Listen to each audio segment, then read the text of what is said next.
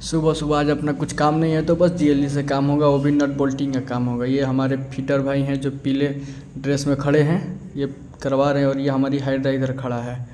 और फिर दूसरा हम जीएलजी भी शिफ्ट करवा रहे हैं। और उसके बाद ये अपना जेसीबी से खुदाई चल रहा है, क्योंकि खुदाई करने के बाद यहाँ पत्थर डाला जाएगा क्रेन के लिए। और फिर से हमारा टेलर आ गया, अब टेलर को अनलोडिंग करवाना है। और दो ये मुस्कुराते हुए ये हाइड्रा आ गया और हाइड्रा से माल अनलोडिंग होने लगा। ये देखिए, ये हाइड्रा है, इसे माल अनलोडिंग हो रहा है। धन्यवाद।